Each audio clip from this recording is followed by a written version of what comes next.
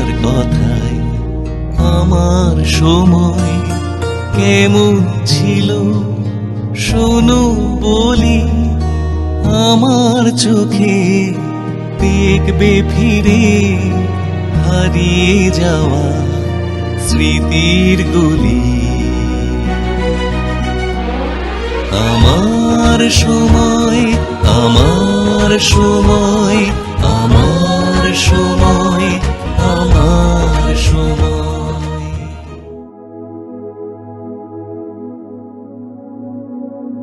राह पे रहते हैं, यादों पे बसर करते हैं, खुश रहो अहल वतन, ओ हम तो सफर करते हैं।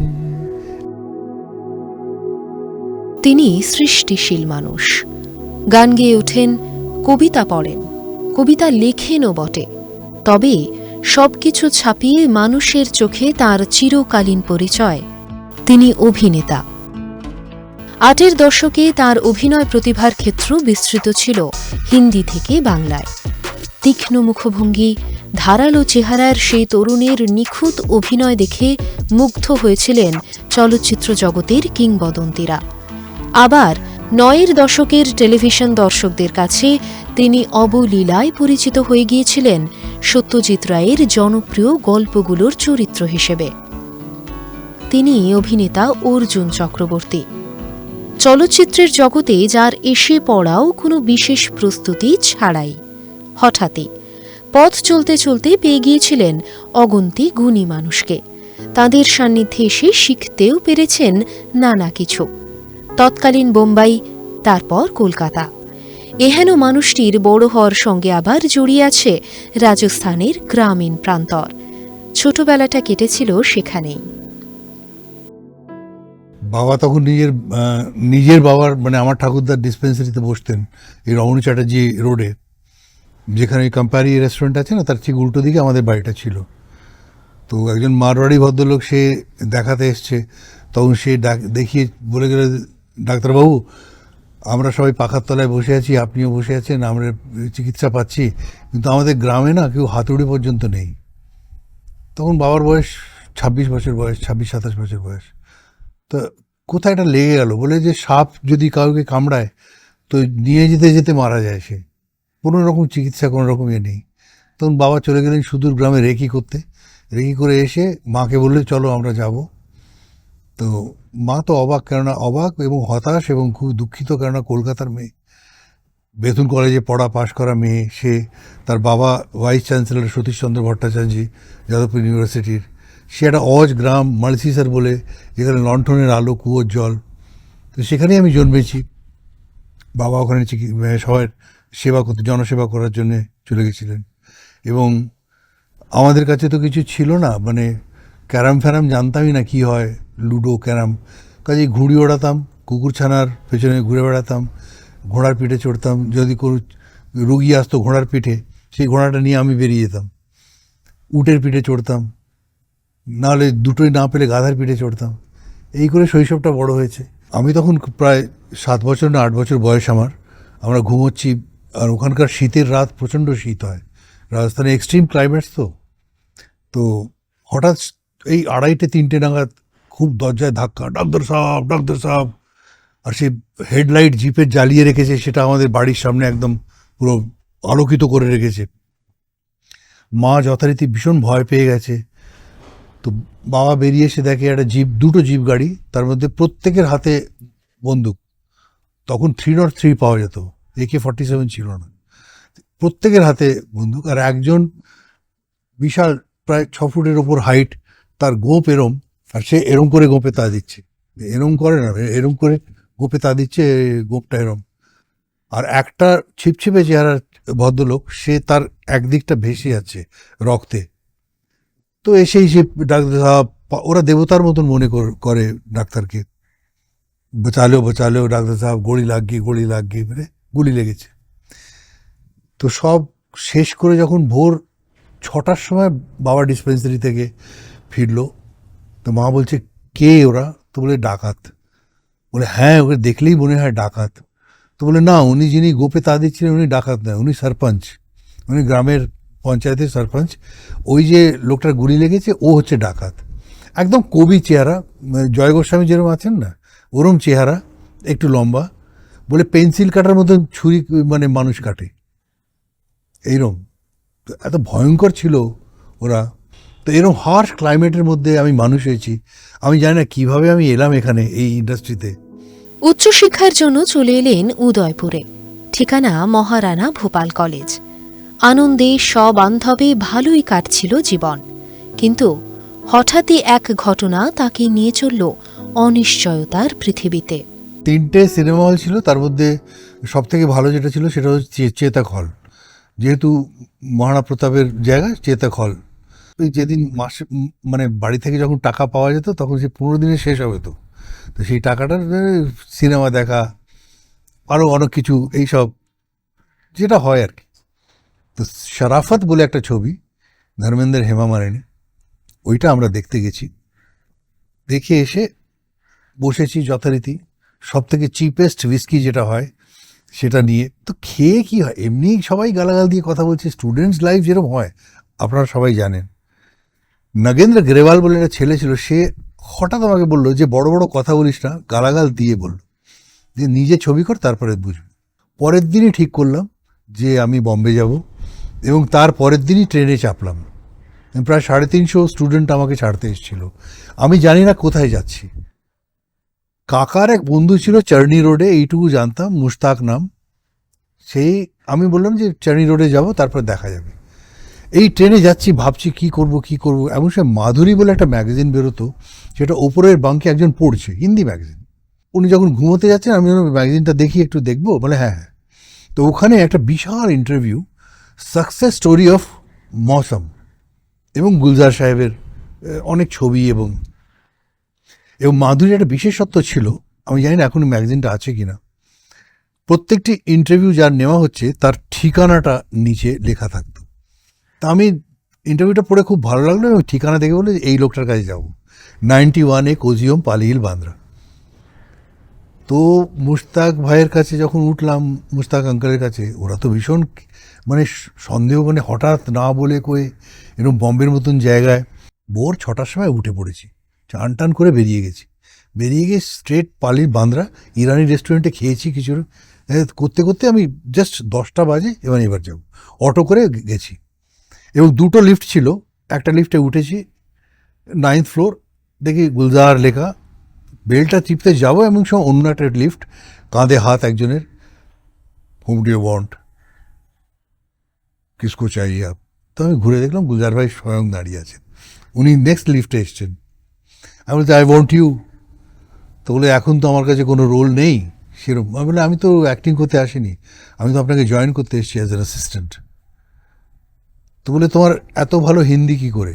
তাই মনে হয় আমি উদয়পুর থেকে এসেছি, এবং এরকম ব্যাপার বললাম একটু সংক্ষেপে। বলে কালকে এসো, আমি তোমাকে 10 মিনিট সময় দেবো, বলে উনি ভেতরে চলে গেলেন। কালকে তো এই সেম অ্যাটমসফিয়ার পাচ্ছি না আমি যখন বেল দিলাম তখন সেক্রেটারি দারোয়ান খুললো, কাকে চাই? তো সেক্রেটারি এলো, সে বললো কি এখন সময় হবে না। তারপর একজন অ্যাসিস্ট্যান্ট এলো, তারা পরবর্তীকালে আমার খুব আপন হয়ে গেল। আমি অনেক কষ্ট করে বোঝালাম যে কালকে আমার গতকাল কথা হয়েছে, একবার গিয়ে বলুন যে আমার এই নাম, উনি যদি বলেন তাহলে ঠিক আছে না, আমি চলে যাব। তো ভেতরে গিয়ে অনিচ্ছা সত্ত্বে রিলাক্টেন্টলি, খুব রাগত চোখে আমার দিকে তাকিয়ে তারা ভেতরে গেল, গিয়ে তারপরে ফিরে এলো, বলে হ্যাঁ ডাকছে আপনাকে। তো আমি গেলাম, গিয়ে দেখি যে সুন্দর মানে চেয়ার, পেছনে একটা ধপধপে বিছানা পাতা পেছনে, এবং তার পেছনে মীনা কুমারীর ছবি।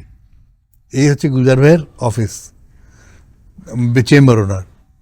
আমাকে বলেন কি, এই 10 মিনিট 2.5 ঘন্টায় পরিণত হলো। এটাই হচ্ছে ইউএসপি।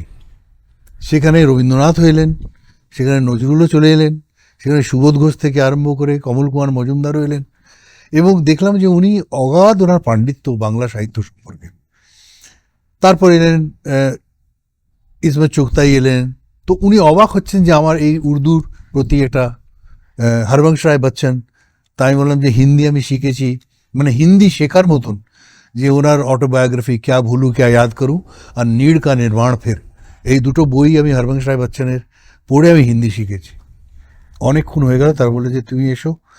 সুবোধ ঘোষের তুমি পড়েছো পরশুরামের কুঠার? আমি হ্যাঁ পড়েছি। তুমি আমাকে ট্রান্সলেট করে দেবো? আমি ট্রান্সক্রাইব করবো না ট্রান্সলেট করবো? বললেন ট্রান্সক্রাইব করো। দিন 7 সময়, বললেন আমি কালকেই এনে দিচ্ছি, তুমি কালকে পারবে? আমি হ্যাঁ। তো আমি বইটা নিলাম, ওই বাংলা যে বইটা নিয়ে উঠতে যাচ্ছি, তখন বলে যে তুমি আমার অ্যাকাউন্টেন্টের সঙ্গে দেখা করে নাও। ততক্ষণে উনি ওই করে ইন্টারকমে কি একটা বলেছেন। এবার আমি অ্যাকাউন্টেন্ট গঙ্গাধরন, এখনও নামটা মনে আছে, জল করছে। কেন জানি প্রচণ্ড রেগে আছে তারা, মানে আমার ওপর, আমি জানি না। ব্যাটো সেটা এবারে বলে, তখনকার দিনে 100 টাকার বড় বড় নোট হতো, এখন তো ছোটো ছোটো হয়ে গেছে, বিশাল বিশাল নোট। সে একটা করে দিয়ে যাচ্ছে আমাকে, আর আমি অবাক হয়ে তাকাচ্ছি কেন দিচ্ছে আমাকে। প্রায় 3,500-4 হাজার টাকার মতন ওই সময়, 1918, 11 অগস্ট। তাই বললেন যে वोट फॉर? बोले पिछला असिस्टेंट नहीं था ना, 6 महीने नहीं था, वो बॉस ने बोला तुमको वो सैलरी देने को, पूरा देने को तुमको दे रहे, সাইন করো। সাইন করে আমি তো সে টাকার 3,500 টাকা, ক্যান ইউ ইম্যাজিন 1980-তে আমি নিয়ে যখন বাঁচছি, আমি হাওয়ায় উড়ছি। উনি হয়তো বুঝেছিলেন যে বম্বে কোথায় থাকবে, কি করবে, কি করবে।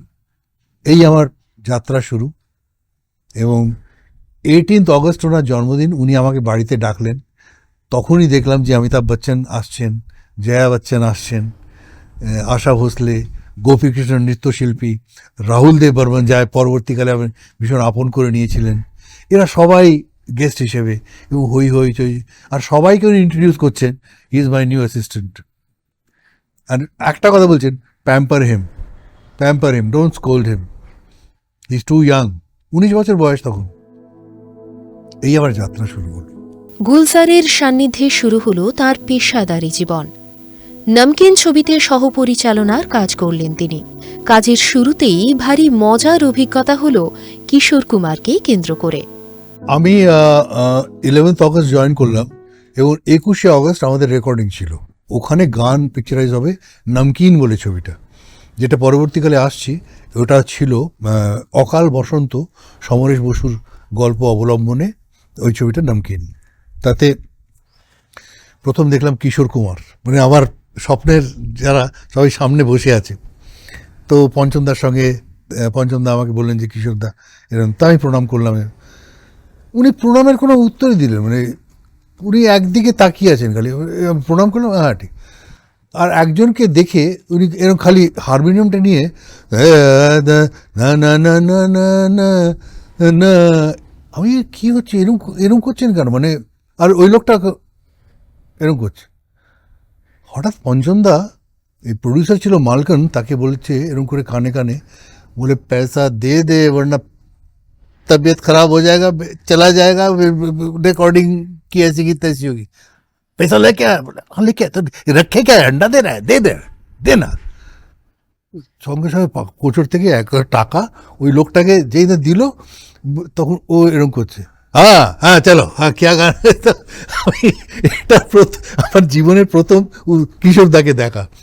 আর গানটা ছিল, রাহ পে রহতে হ্যাঁ, यादों पे बसर करते हैं, खुश रहो अहल वतन, ओ हम तो सफर करते हैं। সুপারহিট হয়ে গেল গানটা। এই আমার প্রথম। গুলজার ভাই, আমরা সবাই গুলজার ভাই বলতাম, উনি মূলত কবি, এবং উনি না কোনোদিন হার্ডকোর ফিল্ম মেকার হননি কোনোদিন। আমি অনেকবার ওনাকে জিজ্ঞেস করি, উনি পর্দায় কবিতা লিখতে চাইতেন। ওনার চরিত্রগুলো দেখবে যে খুব সফট হয়, কোনো হার্শ কিছু নেই, মানে যে খুনে ডাকাত এইসব নেই ওনার। পরবর্তীকালে হয়তো ওই ছবিটা করেছিলেন, ছাপা ছাপা চারখা চলে, বাচিসটা নিয়েছিলেন, কিন্তু ওনার সাবজেক্ট নয় ওটা। আচানক বলে একটা ছবি করেছিলেন, তাতে উনি মিলিটারির ইয়েটা রেখেছিলেন, কে আব্বাসের গল্প। কিন্তু সব সময় উনি চাইতেন, যদি নমকিন দেখো তাহলে ড্রাইভারের ওরকম বিহেভিয়ার হতে পারে না। একটা ট্রাক ড্রাইভার যে অত সফট হয়, ট্রাক ড্রাইভার যেরকম কথা বলে, কিন্তু উনি বলতেন যে এটা আমার মানে ব্যক্তিগত আমার একটা মাইনাস বলতে পারেন, যে আমি অতটা হার্শ করতে পারি না কাউকে, যে এরকম। তো আমার মনে হয়েছে সবসময় উনি কবিতা লেখার চেষ্টা করতেন, অ্যান্ড ভীষণ ঠান্ডা মাথা, কিন্তু জেদি। নমকিন ছবির জন্য গল্পকার হিসেবে ফিল্মফেয়ার পুরস্কার পেয়েছিলেন সাহিত্যিক সমরেশ বসু। তাকে নিয়েও মজার অভিজ্ঞতা কম নয়। আমার উপর ভার পড়েছে ওনাকে এয়ারপোর্ট থেকে আনা, কারণ উনি বাংলা ছাড়া অন্য কোনো ভাষা বেশি জানেন না। এসে গুলজার ভাইয়ের বাড়িতে বসেছে, প্রথম পেগ ঠিক আছে, উনি খুব অমায়িক, সময় এমনি ভীষণ অমায়িক, মানে মিটি করে হাসছেন। দ্বিতীয় পেগটায় হঠাৎ এরম হয়ে গেলেন, তৃতীয় পেগটায় হঠাৎ পিয়ে খেয়ে বলে, গুলজার কোথায়? গুলজার তো সামনে বলে, হ্যাঁ দাদা, আচ্ছা আমাকে বলো তুমি এই গল্পটা কার? আপনার গল্প? না না, আমার তো নয়, আমি তো মনেই হয় না যে এটা আমি লিখেছি। তুমি আমাকে বলো যে গল্পটা কার, আমাকে এনেছো কেন এই গল্পটা? সিনেমার জন্য একটু একটু তো বদল করতে হয়, সেটা ওনার একদম মানে প্রচণ্ড খেপে গেলেন, খেলেন না। তারপর যেখানে উঠেছেন আমাকে গুজা বলে, নিয়ে যাও ভাই তাড়াতাড়ি, কি করবেন, মারবেন টারবেন না কি? মানে ওইটুকু মানুষ, ছোট্টখাটো চেহারা ছিল, কিন্তু কি সে মদ খেয়ে আমার গল্প মোলেস্ট করেছো তুমি, মাই স্টোরি। হ্যাঁ, এই গল্প কেন দিতে গেলাম কেন? আমার নিজের উপর ঘেন্না হচ্ছে আমার, এরকম এইসব করে তখন তাড়াতাড়ি ওনাকে পারে, তারপরে নিয়ে গিয়ে ওনাকে শোয়ালো। তারপরে আমাকে পাশের, আমি একা থাকতে পারবো না, তোমার বৌদি হলে আমাকে একা ছাড়তো না। পাশের একটা ইয়ে ছিল, শুয়ে বললো ওষুধ সব এক গাদা, সে হোমিওপ্যাথি। সেই আমাকে বললেন যে কী খায়, তাই মানে এর ওপর হোমিওপ্যাথি খাবেন, মানে কেন? আমার খাওয়া দাওয়া হয়নি, আমি খাইনি, আমার এমনিতেই মেজাজ চড়ে আছে। না কি কোথায় ফেঁসলাম। বিশ্বাস করে ভোর 3টের সময় আমার ঘুম ভেঙে গেছে, কারণ আমার লাইটে ঘুম আসে না, অন্ধকার না করলে। দেখি চান টান করে না লিখছে, ল্যাম্প পোস্ট এরকম করে লিখছে। আমি এই জন্য সমরেশ বসু। সহপরিচালকের কাজ করতে করতে আবারও নতুন এক ভূমিকায় কাজ করার সুযোগ এলো। ছবির নাম আঙ্গুর। একটি অফিস ঘরের দৃশ্যে ক্যামেরার সামনে দাঁড়ালেন তিনি, উল্টো দিকে স্বয়ং সঞ্জীব কুমার। জনৈক শিল্পী আসেনি, আমরা যথারীতি পৌঁছে গেছি। আর বম্বের বৃষ্টি, মানে যদি কেউ থাকে বম্বেতে তাহলে বুঝবে যে 5 দিন এক নাগাড়ে শুটিং, মানে বৃষ্টি হচ্ছে, সে থামে না। আমাদের প্রোডাকশনের গাড়ি ছিল, আমরা চলে গেছি, কিন্তু সেই শিল্পী যাকে নেওয়া হয়েছিল সে আসতে পারেনি। SL স্টুডিওতে অনেক দূরে শুটিং করছি, তো হঠাৎ উনি, আর পরের দিন সঞ্জীব কুমার চলে যাবেন দিল্লি, ওই সিলসিলা বলে ছবির শুটিংয়ে। তো আমাকে হঠাৎ গুলজার ভাই এরকম করে তাকিয়ে দেবে, দাঁড়াও। তো খুব সুন্দর গলা ওনার, ডায়লগ याद है? হ্যাঁ, মুখ পৌঁছ কে খড়ে হয়ে যাও। মুখ পৌঁছ কে খড়ে হয়ে যাও মানে কোনো মেকআপ না, কিছু না। বলে হ্যাঁ, মুখটা মুছলাম, যে শার্ট পরেছিলাম সেটাই পরে দাঁড়িয়ে গেলাম। প্রায় 150 থেকে 200 ফিটের শট।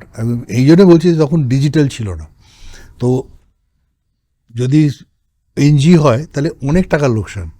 200 ফিটের শট এক শটে, এবং এক শটে ওকে হয়ে গেল। এবং ওকে হওয়া হাততালিটা সঞ্জীব কুমারের জন্য নয়, হাততালিটা আমার জন্যে, যে আমি উতরে দিয়েছি। আর সঞ্জীব কুমার কি হলো, যাওয়ার সময় বলে গেল গুলজারকে, গুলো, don't waste him as an assistant, use him as an actor, you got a fantastic presence, mind you are a good actor. তারপর আমার কাঁধে হাত দিয়ে বলছে, don't take art so seriously. কেন যে বললো আমি বুঝতে পারলাম। Don't take art so seriously, হ্যাঁ চলতা হ্যাঁ করে না, চলে গেল। এইটা দেবেন বর্মা ছিল সেটে। পরের দিন দেবেনজি আমাকে 550 টাকা দিয়ে জয়রামজি বলে একটা ছবি করবেন, উনি পদ্মিনী কোলাপুরের অপোজিটে। আনফর্চুনেটলি ছবিটা হলো না, কারণ ছটপটি বলে ছবিটা ওনার ফ্লপ করলো, সেই জন্য উনি প্রোডাকশন তুলে দিলেন। তো এই আমার মাথায় একটা বীজ রোপণ করা হলো যে I am an actor, I can act. এবং সবাই ওই চোখেই তাকাচ্ছে আস্তে আস্তে। একদিন এলসিড বলে একটা এডিটিং রুম ছিল পালিলের নিচে, ওয়ামন দত্ত, গুরু ভোসলে, এরা দুজন এডিটর ছিল। ওয়ামন গুরু এখনও দেখবে যদি ইয়ে হয় এডিটিংয়ে ওরা আছে, নাম আছে। তাই ওয়ামনজি আমাকে এসে বললেন যে তখন মোবাইল ছিল না, তো বলে এ তেরে কো তেরা বস বুলা রা উপর যা ঘর মে। এখন জুন মাস, এইখান থেকে পাহাড়ে মানে একটা ইয়ে করা রাস্তা, সেখান থেকে গিয়ে ওনার বাড়ি, ওনার বাংলো বসকিয়ানা। আমি কি জ্বালা, এখানেই বলতে পারেন তো কী করবে। এই গ্যাজ গ্যাজ করতে করতে যাচ্ছি, ঘেমে নিয়ে গেছি, গিয়ে দেখি 3 জন লুঙ্গিধারী বসে আছে, তেলক কাটা লুঙ্গি, আর আমাকে দেখি বলে yes we want this only, this character, we want this character. একজন লাফিয়ে ওঠে। আমি গুলজার ভাইয়ের কানে কানে বলেছি I don't want to work with him as an assistant, mind you, I will not go anywhere. Gulzar भाई बोलते इडियट, तेरे को एक्टिंग के लिए ले रहे हैं वो लोग, I have referred your name and they have liked you. That is Zara Se Zindagi, parallel role with Kamal Haasan and director mister K Balachander. যখন আমাকে প্রথম বলা হলো যে প্রথম শট তোমার ওপর, তুমি স্টেশন থেকে আসছো, তখন আমার কেন জানি মনে হলো যে এরকম তো ইস কাইন্ড অফ আ দেজা ভু, মানে আগেও হয়েছে আমার জীবনে। তো ওই রোলটা যদি ছবিটা দেখো আবার, আমি সব থেকে বেশি স্বতঃস্ফূর্ত, মানে আমি যেন অভিনয় করিনি আমি, আমাকে আমার সিনগুলো এমন দেওয়া হয়েছিল, লাস্টে আমি পাগল হয়ে যাচ্ছি যে ওটা খুব কষ্টের, সবাই খুব মনমরা হয়ে গেছিলো আমাকে ইয়ে করে। তো আমার মনে হয়েছিল হ্যাঁ যে কোথাও একটা মিল খুঁজে পাচ্ছি।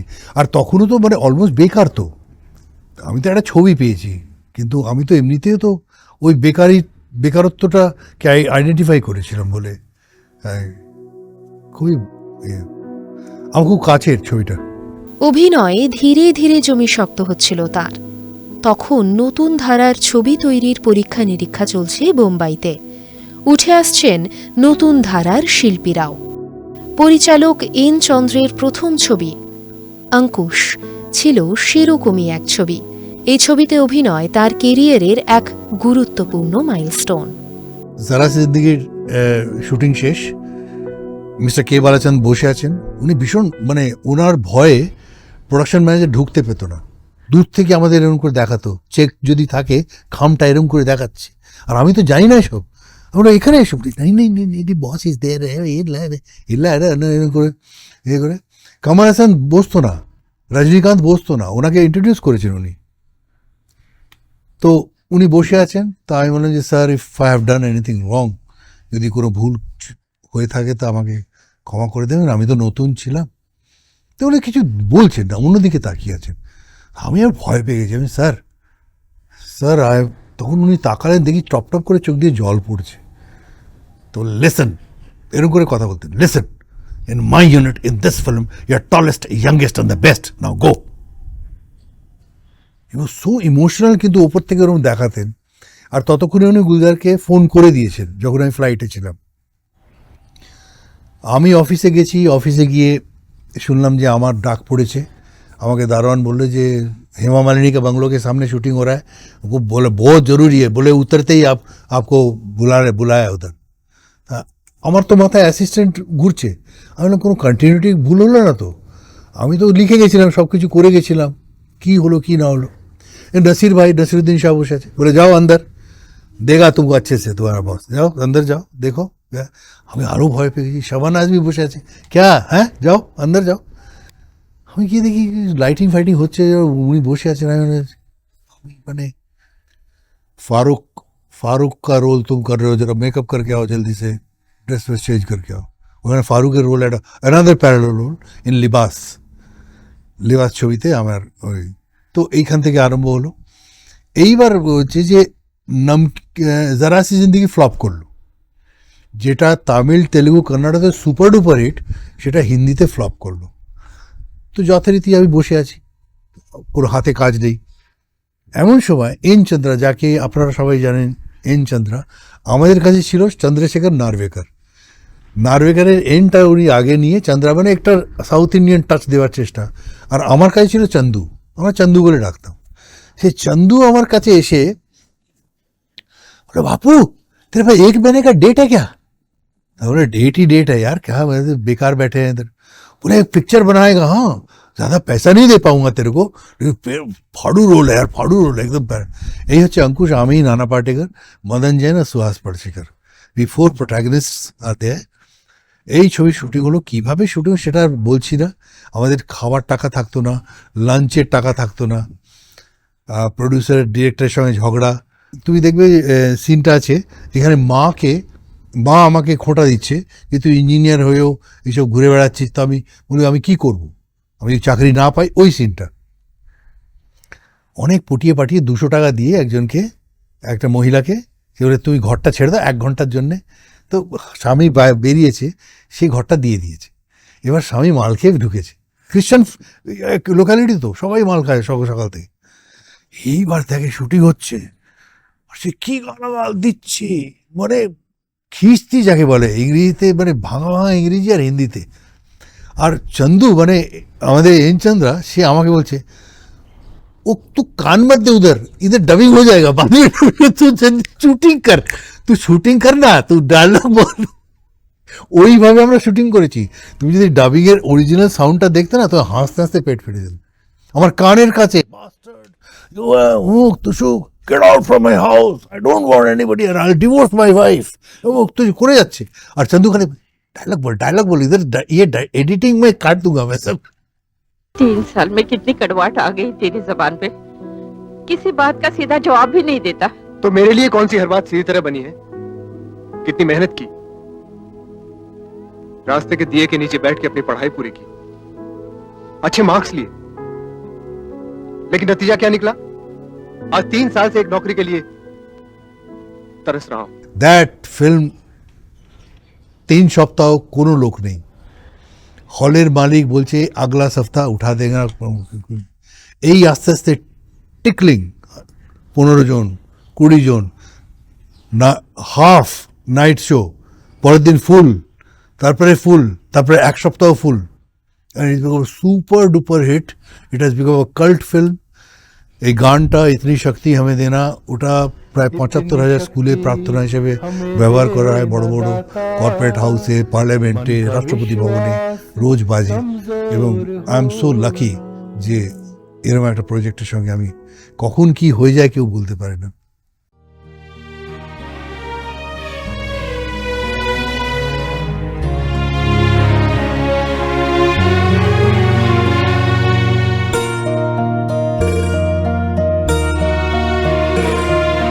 সাদা কালো সেই দুনিয়া, যা লেখা নেই ইতিহাসে, অতীত ছুঁয়ে সময় আমার বসবে এসে তোমার পাশে। আমার সময়, আমার সময়।